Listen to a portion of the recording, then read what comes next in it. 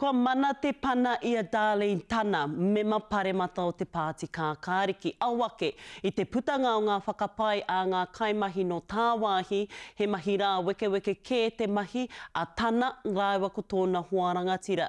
Hei tā ngā whakatefa a Mārena Mane, horekau kē a Tana i te whakamana i ngā whakapai nei. He whiunga anō ki te pāti kākāriki, i tēnei wā ko te mema pāremata a Darlene Tana me tōna kotahi. Once again, we're talking about the Green Party and their membership issues, which is not where they want to be.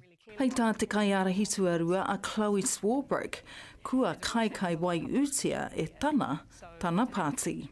If Darlene is interested in disputing the facts of this finding of that report, then she can give her consent to its release and we can have this debate in the public arena. I nāianei ka noho ia hei mema pāremata motuhake ki te kore, ka peke waka kē. She'll probably go and join the Māori Party, because they don't give a rat's about how standards are anymore in Parliament. The problem with that is that if she were to go to the Speaker and tell the Speaker in writing, as she's required to, that she wants to be a Te Pāti Māori MP, that act would trigger the party hopping law. I toro atu a te karere ki te Pāti Māori me tō rātou ki e kore rātou e aro atu. Ko te whakatefa ngā monga mahi a Tana mo te whakahāwini manene i whakakahoretia e ia te ripoata motuhake a ngā kākāriki.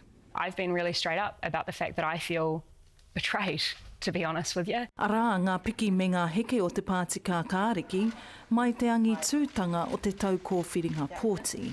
Nā i nāianei he mema pāremata motuhake, tai rawa ki ngā kōwhiringa pōti e kainamu mai nei. Mārena Mane, te karere.